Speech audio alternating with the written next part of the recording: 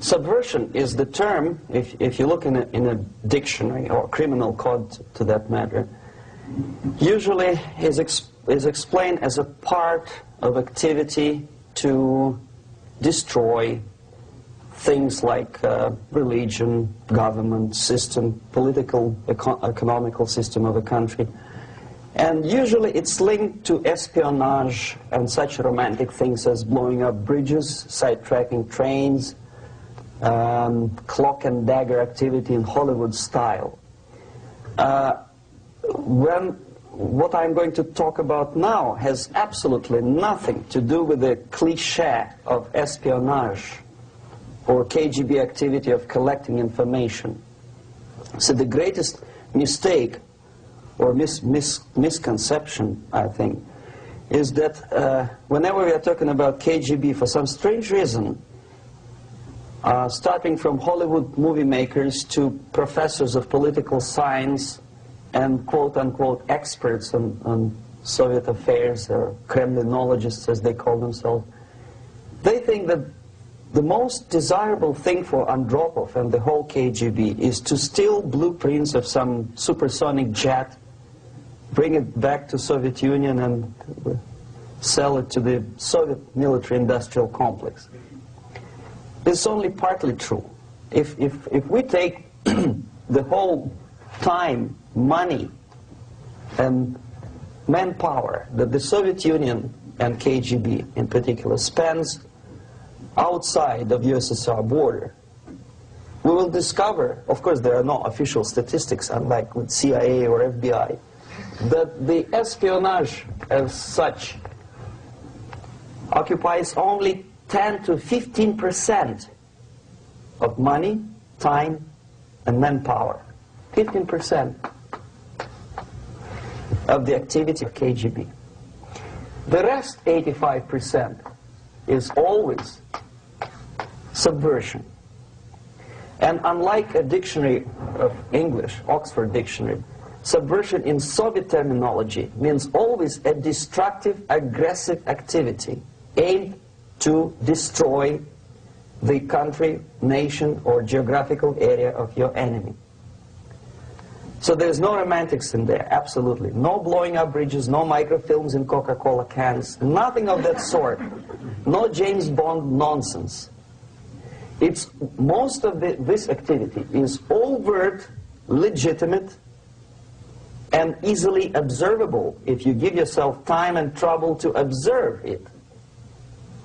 But according to the law and law enforcement systems of the Western civilization, it's not a crime.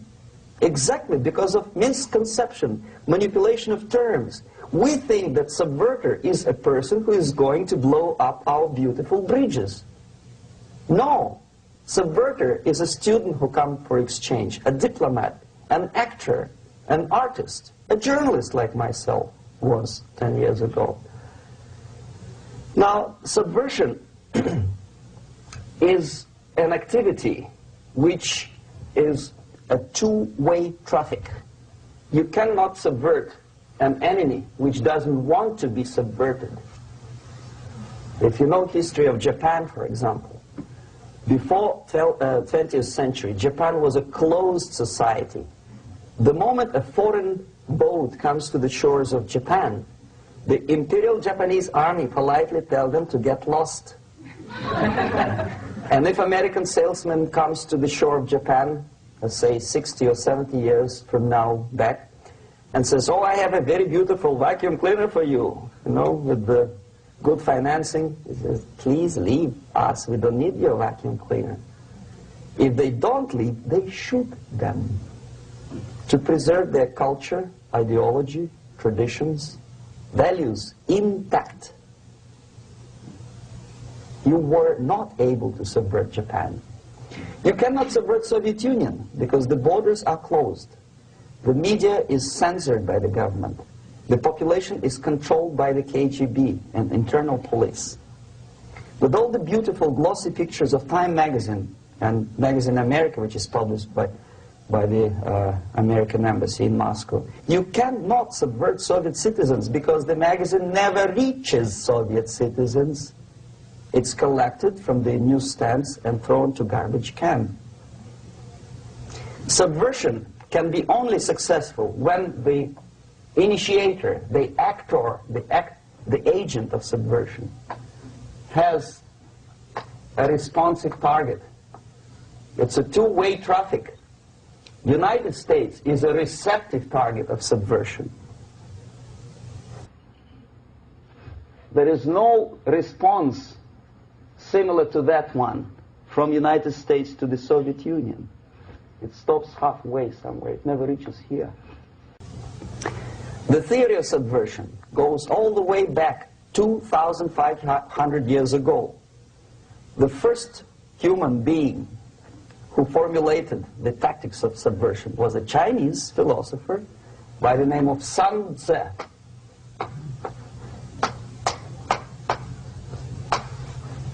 2,500 years BC. He was an advisor for several imperial courts in ancient China. And he said, after long meditation, that to implement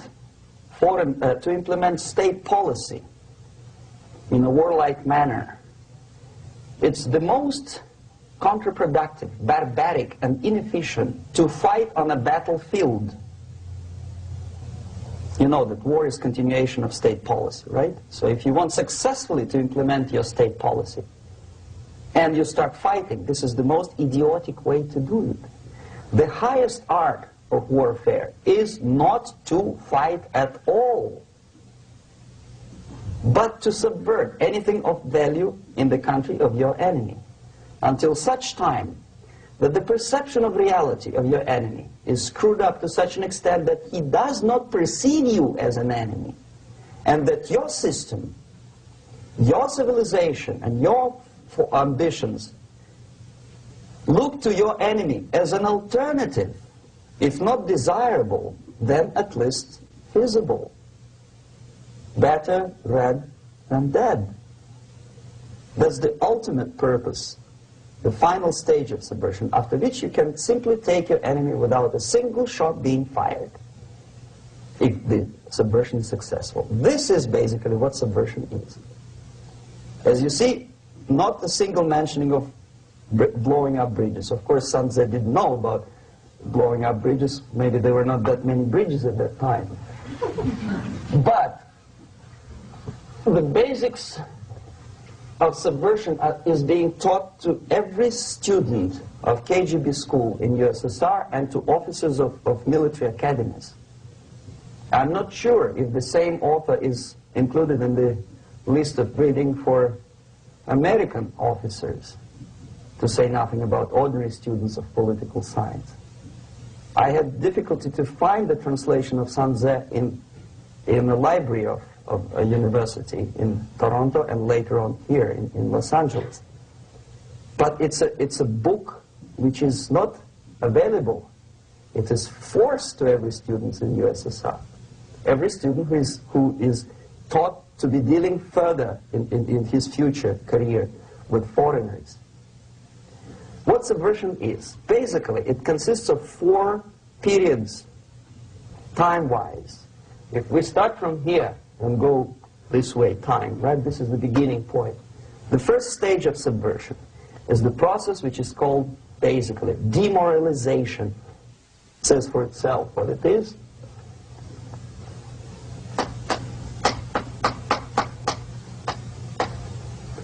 It takes from, say, 15 to 20 years to demoralize a society. Why 15 or 20 years? This is the time sufficient to educate one generation of students or children. One generation, one lifetime span of a person, a human being, which is dedicated to study, to shaping up the outlook, ideology, personality. No more, no less. Usually it takes from 15 to 20 years. What it includes? It includes influencing, or by various methods, infiltration, propaganda methods, direct contacts, doesn't really matter. I will describe them later. Of various areas where public opinion is formulated or shaped.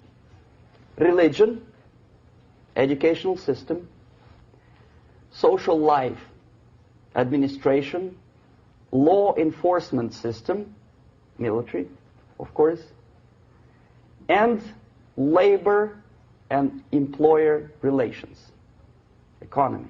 Okay? 5 areas. I will not write them down because we will not have enough space. Sometimes when I describe all the methods, students ask me a question, are you sure this is the result of the Soviet influence? Not necessarily. You see, the tactic of subversion, about which I'm talking, is similar to the martial art, the Japanese martial art. If some of you are familiar with that tactic, probably you will remember that if an enemy is bigger and heavier than yourself, it would be very painful to resist his direct strike. If a heavier person wants to strike me in the face, it would be very naive and counterproductive to stop his blow. The Chinese and Japanese judo art tells us what to do. First to avoid the strike, then to grab the fist and continue his movement in the direction where it was before, right? Until the enemy crashes in the wall. You see? So, what happens here, the target country obviously does something wrong. If it's a free democratic society, there are many different movements within the society.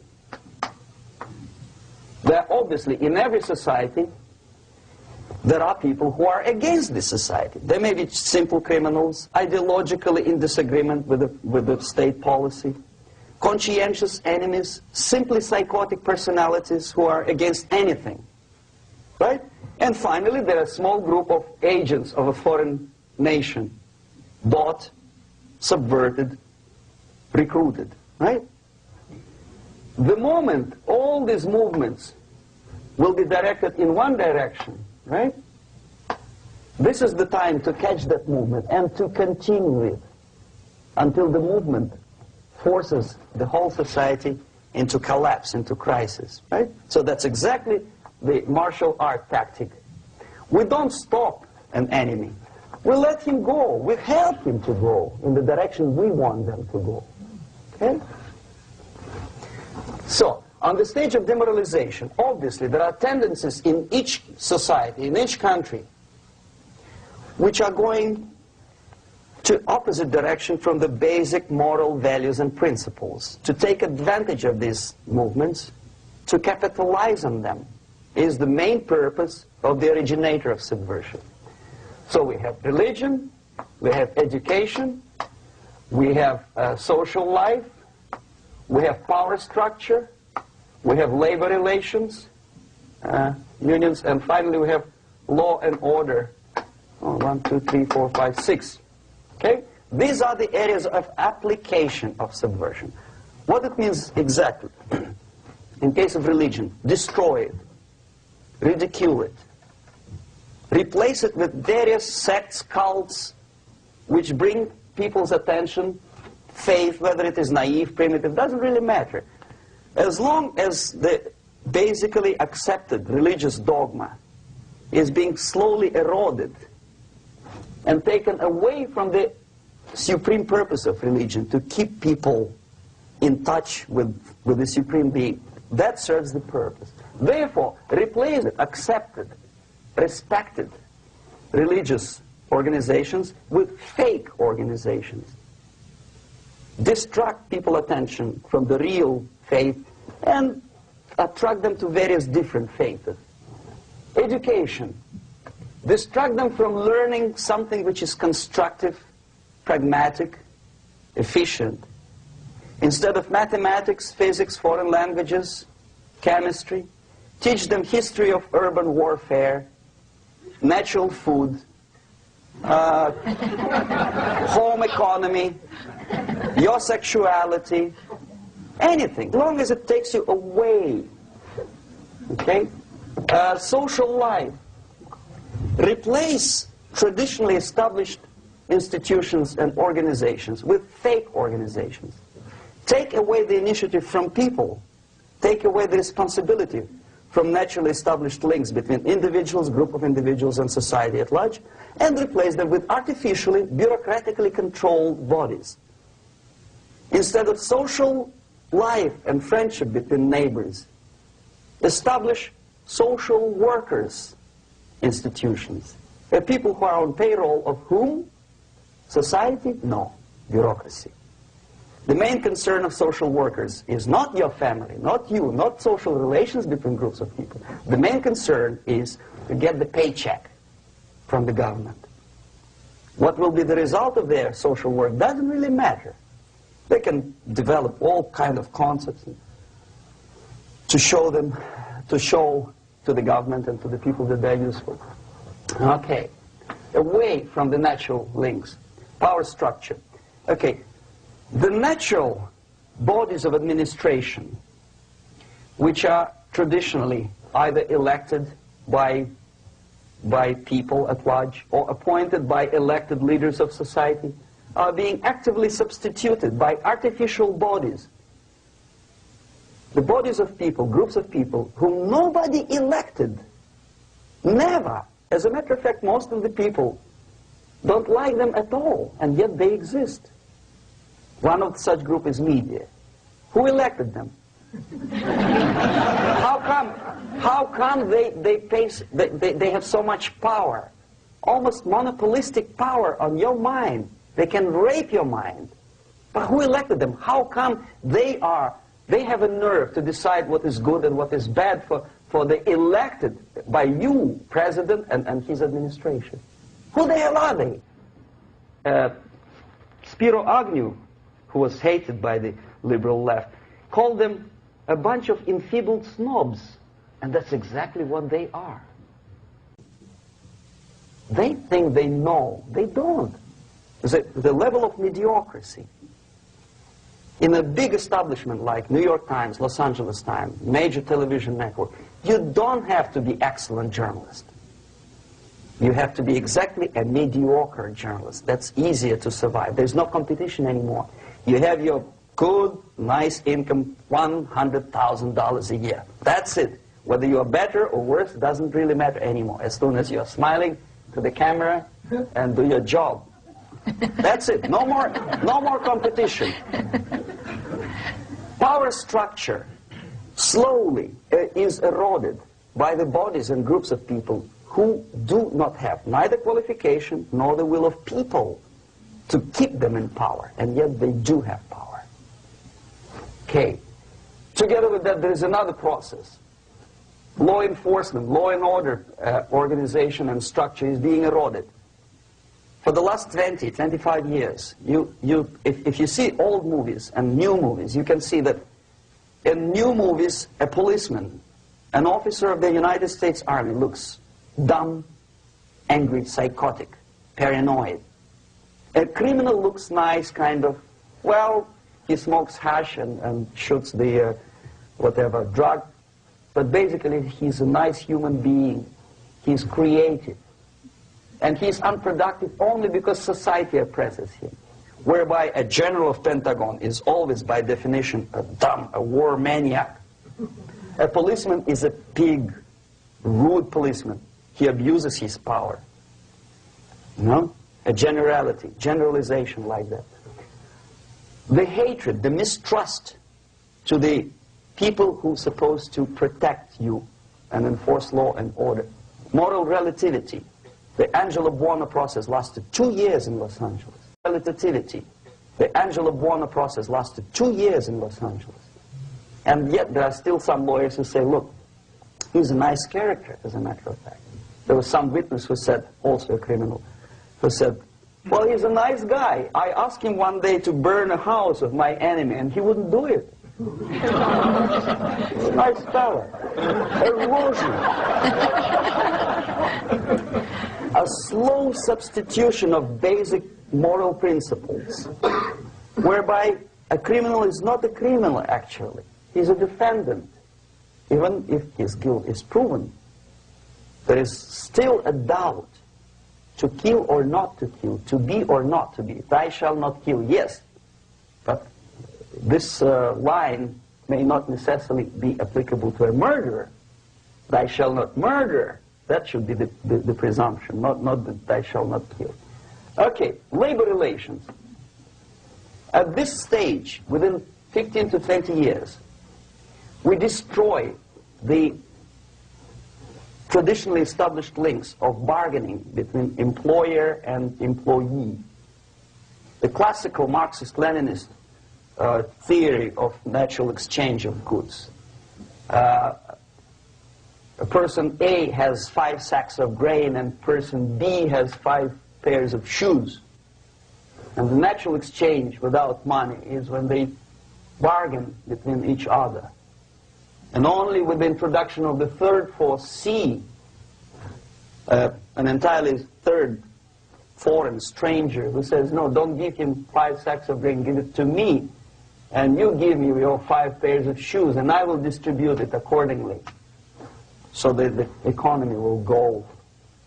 This is the death of natural exchange, death of natural bargaining. Well, trade unions were established 100 years ago.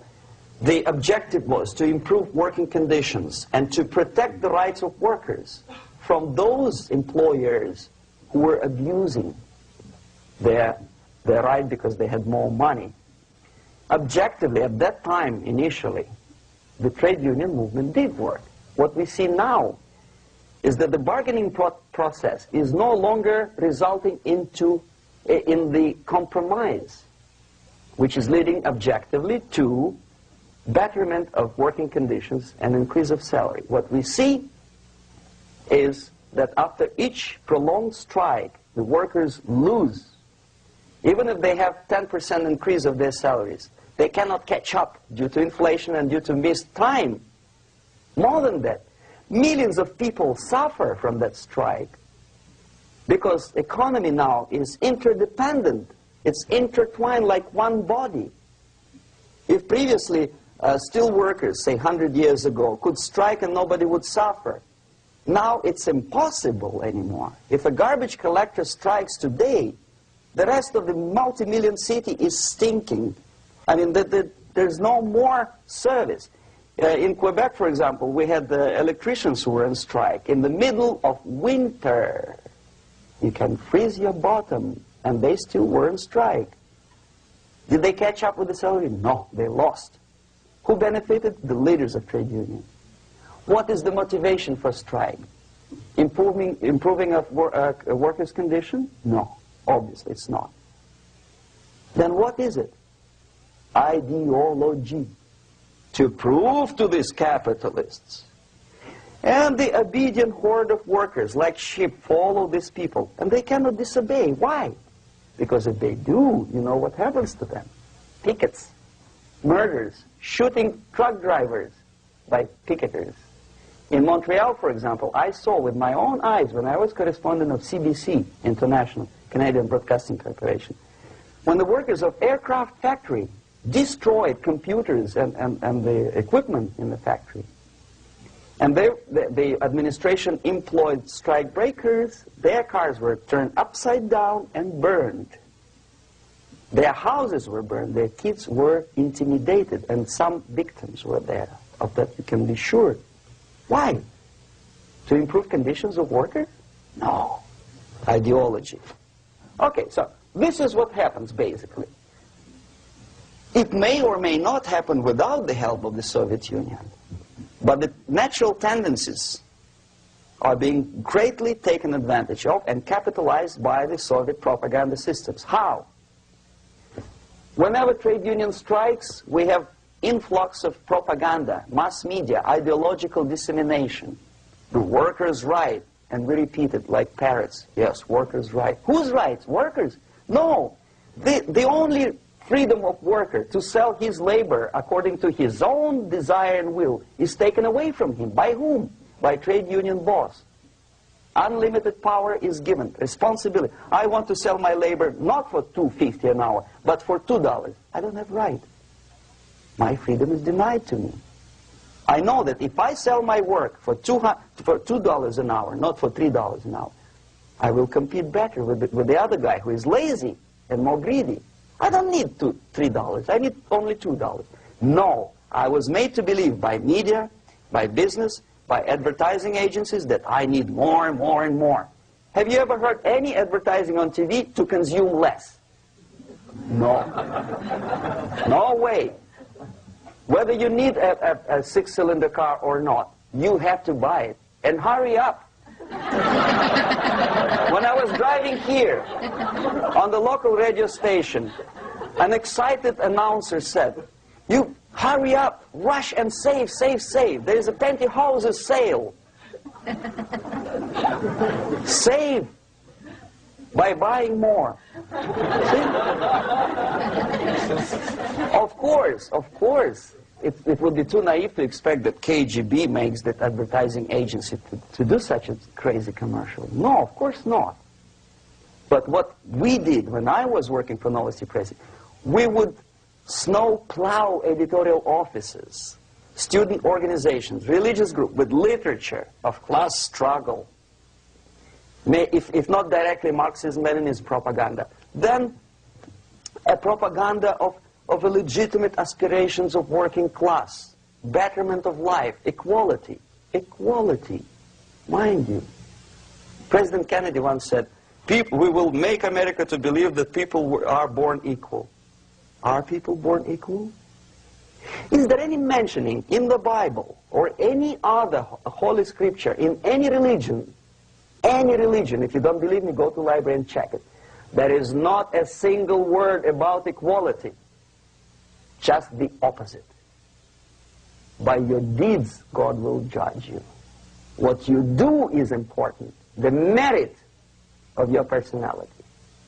You cannot legislate equality. If you want to be equal, you have to be equal. You have to deserve it. And yet we build our society on the principle of equality. We say people are equal. We know it is false. It's a lie. Some people are tall and stupid. Others are short, bold, and clever.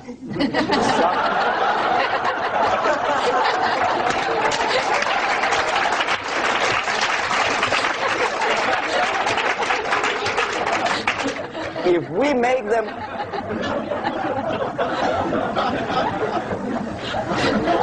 we make them equal by force,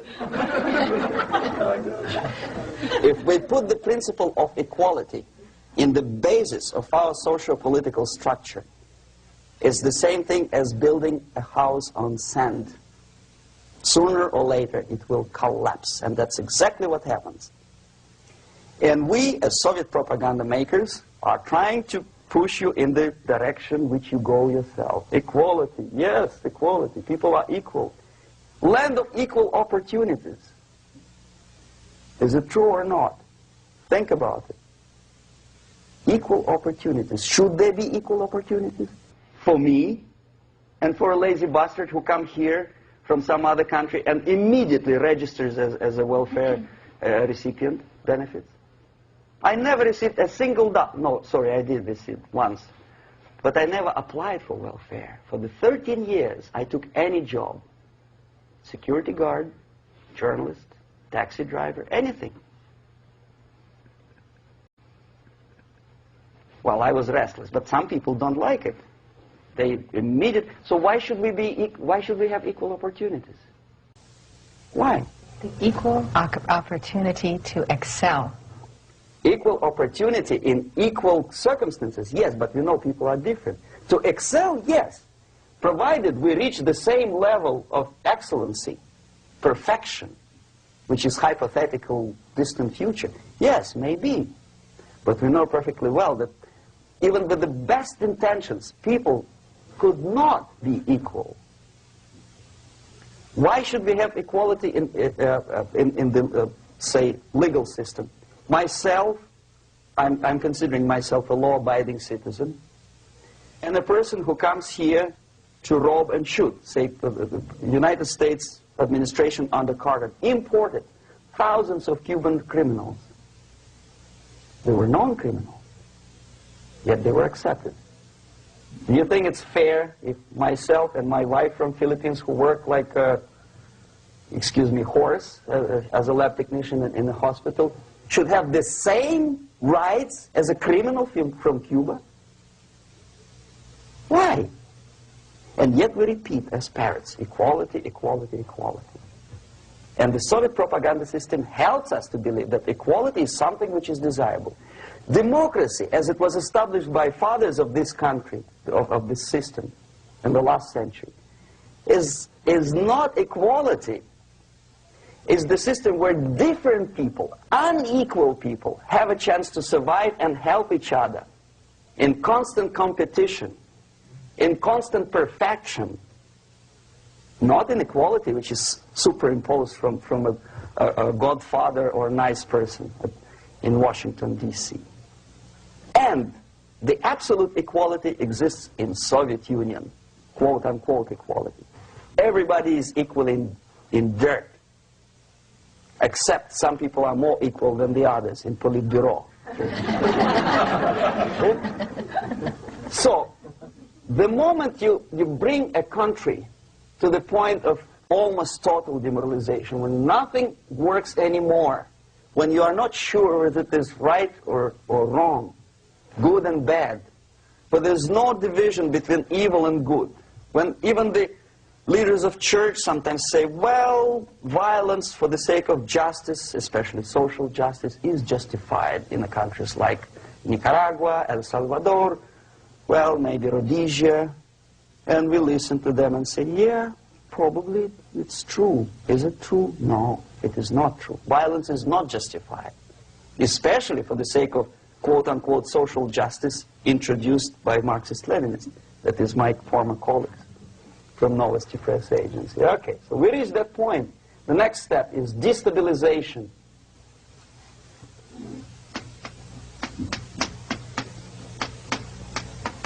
Again, this word says for itself what it is. To destabilize all the relations, all the accepted institutions and organizations in a country of your enemy. How you do it? You don't have to send a battalion of KGB agents to blow up bridges. No. You let them do it themselves. The area of application is, again, it's narrower now. Not like the previous case. The overt legitimate actions of the KGB in this case would be hardly noticeable. There is no crime if a professor who recently went to USSR introduces a course of Marxism-Leninism in a Californian college, for example. Nobody is going to come to his doorstep and say, okay, mister, come, you are under arrest. No, it's not a crime. It's not even considered a moral crime against your country. So the area of application here is narrowing down to economy, again labor relations, right? To law and order, plus military. And economy, law and order. Yes, and again the media, but wider scope, little bit different. I'll explain later. Okay, basically 3 areas. Economy. The radicalization of bargaining process. If on that stage we still could achieve, theoretically, some positive compromise between the negotiating sides with say, the arbitrary, introduction of arbitrary judges, a third side, objectively judging the demands of both sides. Here it's radicalization. On the stage of destabilization, we cannot come to compromise even within a family. The husband and wife couldn't figure out which is better. Husband wants his kids to eat at the table, and wife wants him, a child, to roam around the room and drop food all over the floor. They cannot come to compromise unless they start a fight. It's impossible to reach a compromise, constructive compromise, between neighbors. Some people say, I don't like you to watering your lawn at that time because exactly at that time I'm walking my dog and he's getting nervous. He cannot pass his bowels, you know. So they cannot compromise. They go to a civil court or something like that. radicalization of human relations. No more compromise. Fight, fight, fight. The normal, traditionally accepted relations are destabilized. The relations between teachers and students in schools and colleges. Fight. The relations between, in economical sphere, between laborers and employers are further radicalized. No more acceptance of the legitimacy of demands of workers. Unlike Japanese, with the theory Z, if you ever heard about it, where the workers are involved in the decision-making process, therefore they don't have moral incentive to fight their bosses. In the United States, it's just the opposite. The harder is the fight, the better. The more heroic they look. When the Greyhound network was on strike recently, the correspondents of local TV networks all over the United States were approaching the strikers, and they say, oh yes, we are doing something nice. They looked like heroes and they were proud. There was some family, the husband was a bus driver. Now they decided in a protest against the bosses to camp somewhere in the forest. And they were presented to the audience as a heroic, nice people. You see? The violent clashes between passengers, picketers, and the strikers are presented as something normal. 10, 15, 20 years ago, we would be angry, say, why so much hatred? Today we are not. We say, well, it's commonplace. Radicalization, militarization sometimes. As I explained on that stage, I took a step a little bit further. Shooting people.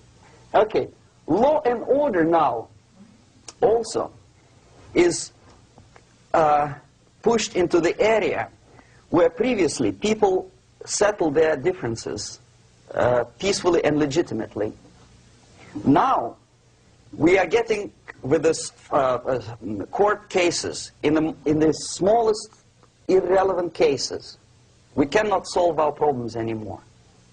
The society at large becomes more and more antagonistic between individuals, between groups of individuals, and the society at large. The media puts himself in the opposition to the society in general, at large. Separate, alienated. Okay? On that stage, you remember I was talking a couple of hours ago about the sleepers. That's when the students from, say, United States, if they are trained in Lumumba University, or developing nations, that's the students I was dealing with, are being sent back from the Soviet Union here. Or if they were already in the United States, in the country which is an object of subversion, they spring to action. The sleepers go up. They slept for 15 to 20 years. Now they become leaders of groups, preachers, I don't know, public figures. Prominently they actively include themselves in a political process. All of a sudden we see a homosexual. 15 years ago he did his dirty job and nobody cared. Now he makes it a political issue. A political issue. He demands recognition, respect, human rights, and he rallies a large group of people. And there are violent clashes between him and police, his group and ordinary people, no matter what. It's black against white, yellows against green, doesn't matter where the division line goes. As long as this group come into antagonistic clash, sometimes militantly, sometimes with firearms, that is destabilization process. The sleepers, many of whom are simply KGB agents, become leaders of the process of destabilization. Doesn't mean that Comrade Andropov sends Comrade Ivanov to the United States. The person who takes care is already here. He's a respected citizen of the United States. Sometimes he gets money from various foundations for his legitimate struggle for, I don't know, human rights, women's rights, kid lib, prison lib, whatever. There are sympathetic Americans who donate their money to him. This stabilization process usually leads directly to the process of crisis. In case of developing nations, that's the area where I was active. The process starts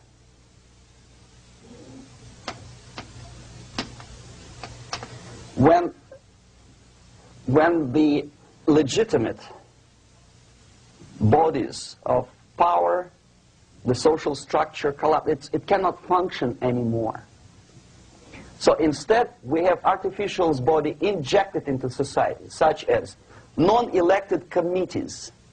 You remember I was talking about them here. Social workers who are not elected by people, media who are self-appointed rulers of your opinion, some strange groups which claim that they know how to lead society forward. They don't usually. All they care is how to collect donations and sell their own concocted ideology, mixture of religion and ideology. Here, we have all this artificial body claiming power. If the power is denied to them, they take it by force. In case of Iran, for example, all of a sudden we have revolutionary committees. What kind of revolution? There was no revolution yet, and yet they had the committees. They were taking power of judgment. They had the power of execution, they had the power of legislation, and that they had the power of judicial. All of them combined in one person, who is half-baked intellectual, sometimes graduated from Harvard University or Berkeley. He comes back to his country and he thinks that he knows the answer to all the social, economical problems. Okay? Crisis is when society cannot function any more productively. It collapses, obviously. That's the word for crisis. So therefore, the population at large is looking for a savior. The religious groups are expecting a Messiah to come. The workers say, we have family to feed. Let's have a strong government, maybe socialist government, centralized. When somebody put the employers on their place and let us work. We are sick and tired of going to strike and missing overtime and all that stuff. We need some strong man, strong government, a leader, a savior is needed. Population is sick and tired already. And here we are. We have a savior. Either a foreign nation comes in, or the local group of leftists, Marxists, no matter what they call themselves, Sandinista, a reverend or some sort, Bishop Muzureva, like in Zimbabwe, doesn't matter. A savior comes and says, I will lead you. So we have two alternatives here. Civil war and invasion. Okay? See how it goes? Civil war, we know what it is. Lebanon is the best example. The civil war, which was artificially implanted in Lebanon by injection of force of PLO, Palestinian Liberation Organization. Invasion we have in many other countries like Afghanistan, name any East European country, it was invaded by the Soviet army. But the result is the same. The next stage is normalization. Normalization is a very ironic word, of course. It is borrowed from 1968 situation in Czechoslovakia, when the Soviet propaganda and after them New York Times declared the country is normalized. The tanks moved into Prague, so there's no more Prague Spring, there's no more violence. Normalization. At that stage, the self-appointed rulers of the society don't need any revolution anymore. They don't need any radicalism anymore. So this is the reverse from destabilization. Basically, it is stabilizing the country by force. So all these sleepers and activists and social workers and liberals and homosexuals and professors and Marxists and Leninists are being eliminated physically sometimes. They've done their job already. Okay? They are not needed anymore. The new rulers need stability to exploit the nation, to exploit the country, to take advantages of the victory. Okay? So no more revolutionaries, please. And that's exactly what happens in a number of countries. You remember Bangladesh? This is the crisis in which I was instrumental. First they had Mujibur Rahman. In 1971, he was the leader of People's Party, Awami League, with mustache like Stalin. He was in Russia many times. In 5 years, he was shot by his former colleagues, Marxists. He fulfilled his function. In Afghanistan, it happened 3 times. First there was Taraki, then there was Amin, now there's Babrak Karmal. They killed each other successively, one after another.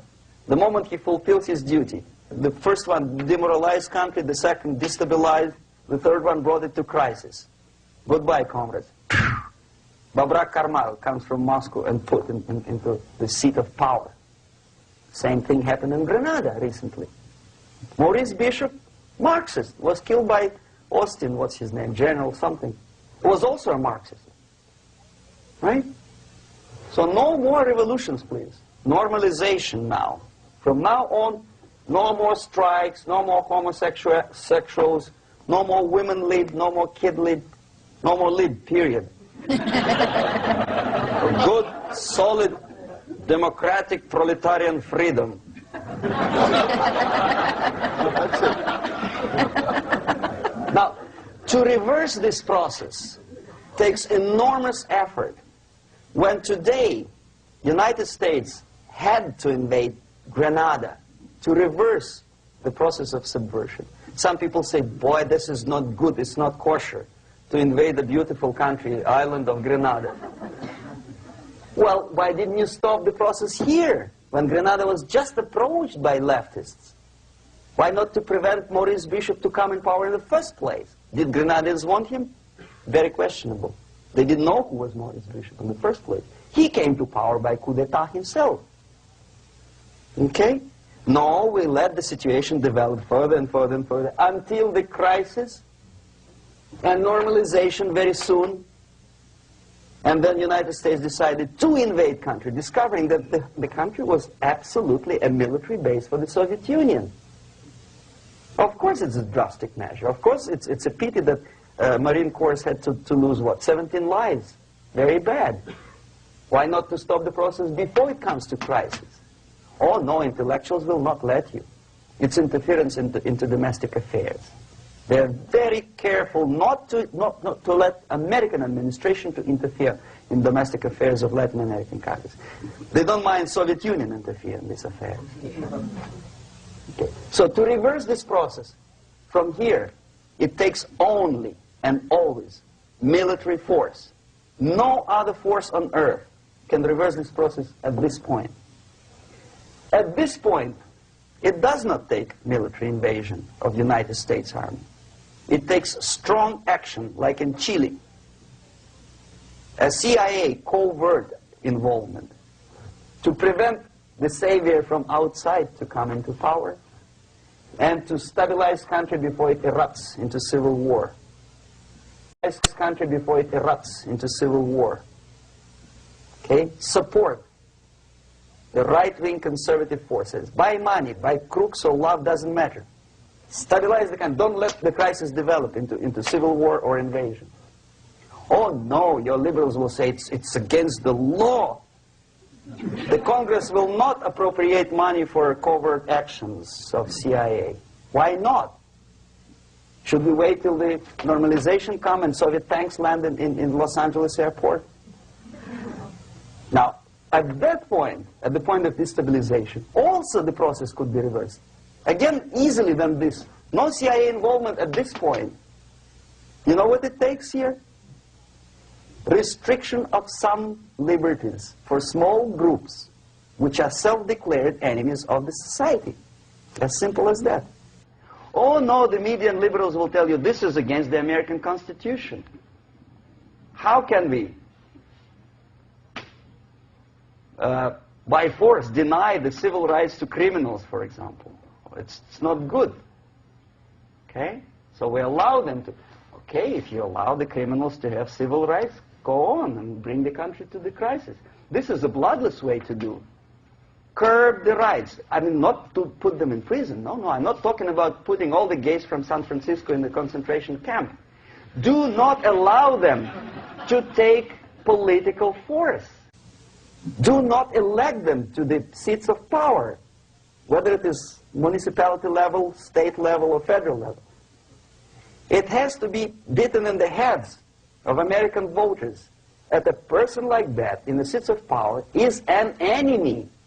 Do not be afraid of this word. It is an enemy. If he is not an enemy here, he will be here. Later on, he will be shot, of course. But at this point, he is an enemy. Okay? You are doing great service by denying him a right to capitalize on his own crazy ideas and become a powerful man, a man who uses the seat of power.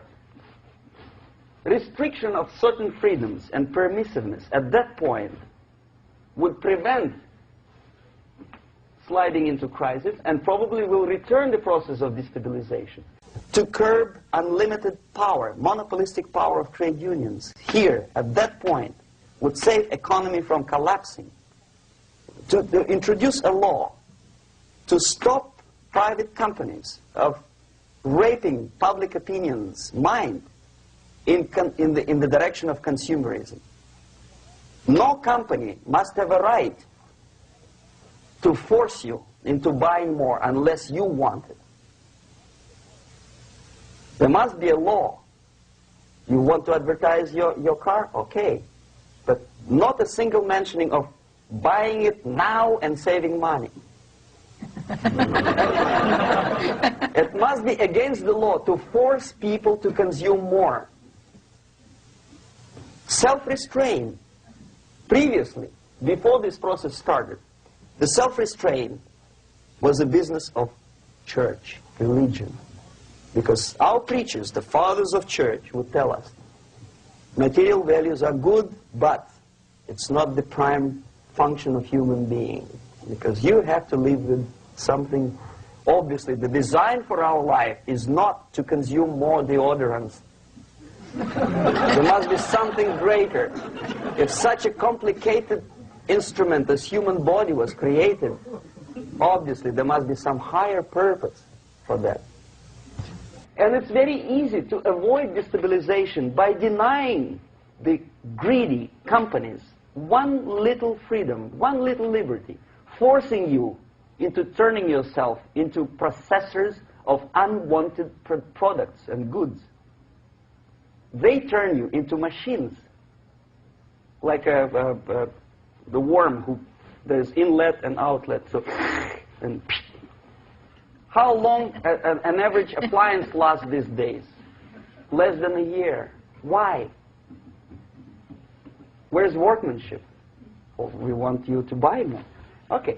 Destabilization process could be easily overcome if, as I say, the society, by its own will or after persuasion by the leaders, will come to the idea of self-restraint. It's so hard we want to consume more, but you have to. Unless you will come to this stage, when, as we say in Russia, if Sahara Desert ever becomes a communist state, there will be shortage of sand. So you have to curb your... You have to curb your expectations at this point before it's too late. But no, we don't want to do it. Demoralization process. Again, it's the easiest thing to reverse. First of all, by restricting import of propaganda. The easiest thing to do. Unlimited, unrestrained import of Soviet literature, Soviet journalists, giving Soviet propaganda and ideological agitators equal time on American TV networks. It has to be stopped. And it's easy. They won't be offended, mind you. As a matter of fact, they will respect America more. But when my former colleague Vladimir Posner appears on Nightline, and Ted Koppel asks him, well, Vladimir, what do you think about this? And what can he think? He is an instrument of propaganda. He thinks what Comrade Andropov tells him to think. He's just a nice, articulate mouthpiece of the Soviet subversion system. And Ted Koppel makes you believe that my friend Vladimir Posner thinks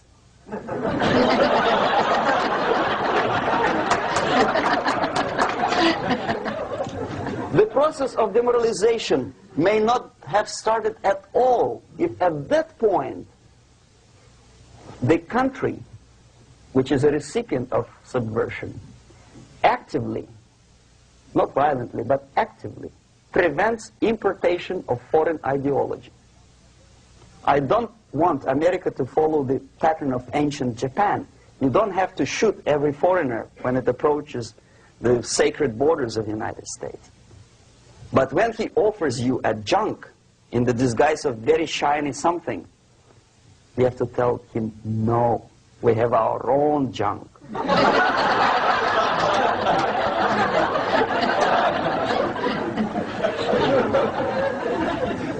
If at that point the society is strong, brave, and conscientious enough to stop importation of ideas which are foreign,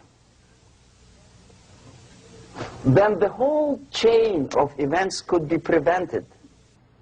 Recently I've been to Philippines, and I was shocked how in big cities like Manila, children listen to deafening music. A melodious nation with long traditions of good, nice ethnic music, introduced by Spanish long time ago, maybe 2 centuries, 3 centuries ago, I don't remember how long. All of a sudden listen to musical garbage, blasting their radios at full blast, at full volume. Why? In India, I spent many years watching the reactions of Indians walking out of movie theaters after seeing Hollywood production. They couldn't figure out why Americans are so wasteful. They smash their cars, their shiny cars, every 5 minutes. How come they shoot each other for $500,000? Is it true that they're so obsessed with sex? Can you imagine showing a movie where each 5 minutes there's a copulation on the screen to a country like India with long tradition of respect to these private matters, or to Pakistan? And United States expect these people to respect you? No way. Oh yes, they will see the movie, they'll pay 5 rupees to see that garbage, but they walk out and will tell their kids, don't respect Americans, don't be like Americans. See? So, the process of demoralization could be stopped right here, both as an expert and as an import. And that takes one step, one very important thing to do. You don't have to expel all the KGB agents from Washington, D.C. The most difficult and at the same time the simplest answer to the subversion is to start it here and even before, by bringing back the society to religion, something that you cannot touch and eat and put on yourself, but something that rules society and makes it move and preserve it. A Soviet scientist, Shafarevich, who has nothing to do with religion, he is a computer scientist, did a very intensive research on the history of socialist countries. He calls socialist or communist any country with a centralized economy and a pyramidal style of power structure.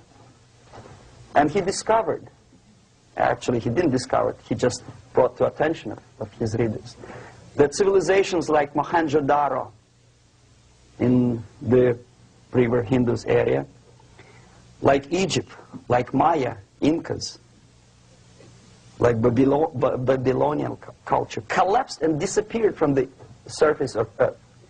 The moment they lost religion, as simple as that, they disintegrated.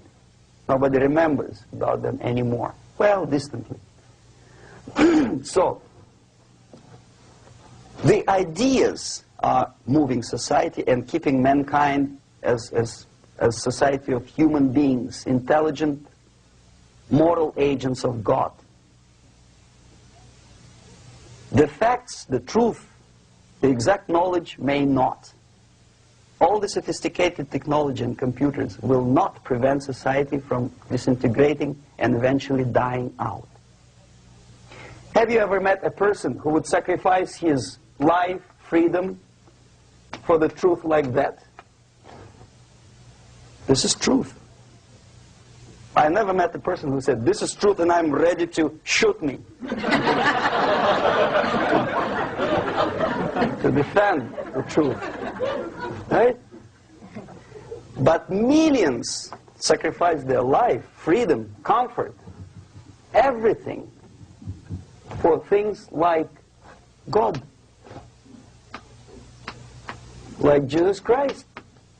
It's an honor. Some martyrs in the Soviet concentration camp died. And they died in peace, unlike those who shouted, "Long live Stalin," knowing perfectly well that he may not live long. Something which is not material moves society and helps it to survive. And the other way around. The moment we turn into 2 by 2 is 4 and make it a guiding principle of our life, our existence, we die. Even though this is true, and this we cannot prove. We only can feel and have faith in it. So the answer to ideological subversion, strangely enough, is very simple. You don't have to shoot people, you don't have to aim missiles and Pershings and cruise missiles at Andropov's headquarters. You simply have to have faith and prevent subversion. In other words, not to be a victim of subversion. Don't try to be a person who in judo is trying to smash your enemy and being caught by your hand. Don't strike like that. Strike with the power of your spirit and moral superiority. If you don't have that power, it's high time to develop it. And that's the only answer. That's it. Thank you.